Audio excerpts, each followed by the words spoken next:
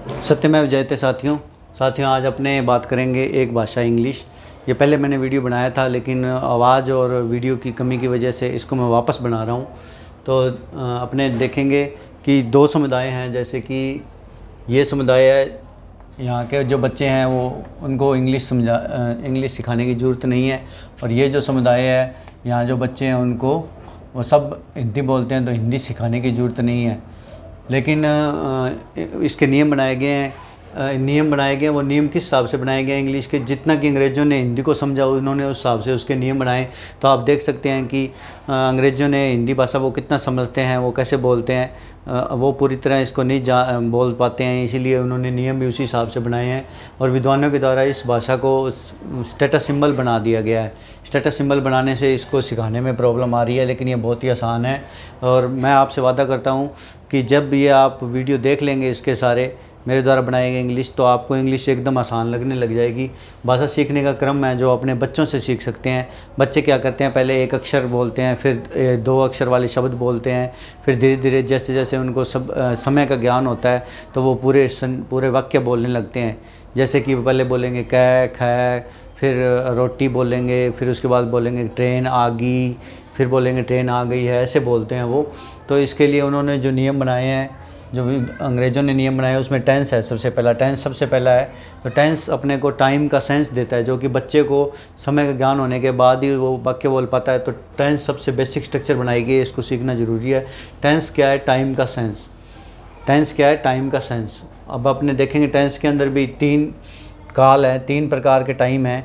वह है present, past और फ्यूचर। प्रेजेंट मतलब वर्तमान काल, पास्ट भूतकाल, और फ्यूचर मतलब अपना भविष्य काल। इसके बाद प्रत्येक काल है उसके अंदर चार प्रकार बांटे गए हैं, लेकिन आज तक किसी ने नहीं बताया ये चार प्रकार क्यों हैं। तो यहाँ पे मैं आपको बताना चाहूँगा, ये चारों प्रकार इसलिए हैं क्योंकि कोई भी काल से काम चार प्रकार से जुड़ सकता है। और वो चारों प्रकार में ये है इंडेफिनेट, कंटिन्यूस, परफेक्ट और परफेक्ट कंटिन्यूस। तो चार प्रकार से ही मतलब जुड़ सकता है अब कोई भी काल में काम। इंडेफिनेट में मतलब वो अनिश्चित लिए हुए है, और उसके बाद में कंटिन्यूस में वो लगातार उसी समय चल रहा है। परफेक्ट में वो पूर्ण हो जाता है, और परफेक्ट कंटिन्यूस में उसका एक सिरा अपने को पता होता है और दूसरा वो चल रहा है।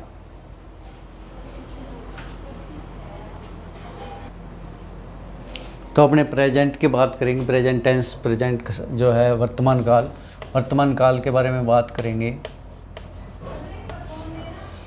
सबसे पहले इंडेफिनेट लेंगे, वर्तमान। इसको अपने एक बिंदु पत्ती से समझने का प्रयास करते हैं। इंडेफिनेट है, ये समय है, और इस समय में काम कोई पहले से चल रहा है और अभी तक आगे तक होता है। मतलब जैसे कि सूर्य पूर्व से उगता है, सूर्य कब से पूर्व से उग रहा है और कब तक उगता रहेगा इसके बारे में अनिश्चितता है, लेकिन ये काम वर्तमान में होता है। वर्तमान से इस प्रकार जुड़ा हुआ है, वर्तमान में काम होता है लेकिन आगे पीछे की निश्चितता है, तो उसको अपने इंडेफिनेट टेंस में बोलेंगे सूर्य पूर्व से उगता है।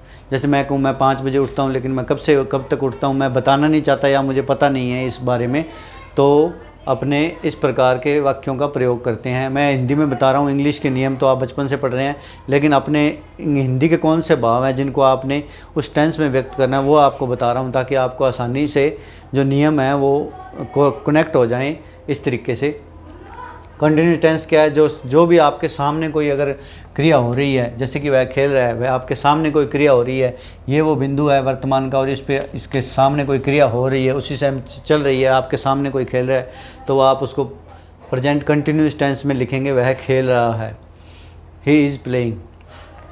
फिर अब परफेक्ट टेंस आ गया। परफेक्ट, अगर कोई भी वर्तमान समय में कोई काम पहले से चला था और वर्तमान समय में काम पूरा हो जाता है, तो अपने उसको प्रेजेंट परफेक्ट टेंस में मतलब व्यक्त करते हैं। जैसे कि वह नहा चुका है, जो नहाने में कुछ समय लगा उसको, उसने कुछ समय पहले चालू किया था और अब वह ख़त्म कर चुका है, तो अपने उसको प्रेजेंट परफेक्ट में बताएंगे।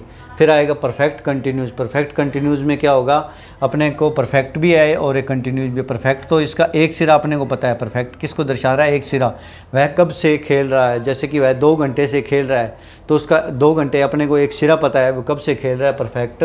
और कंटिन्यूस मतलब अभी भी वो खेल रहा है। इसमें और इसमें दोनों में फ़र्क क्या है कि इसमें अपने को टाइम पता होता है, ठीक है, तो टाइम को पता होने की वजह से अपने ये दोनों अलग हैं, परफेक्ट कंटिन्यूस और कंटिन्यूस में 2 घंटे से खेल रहा है।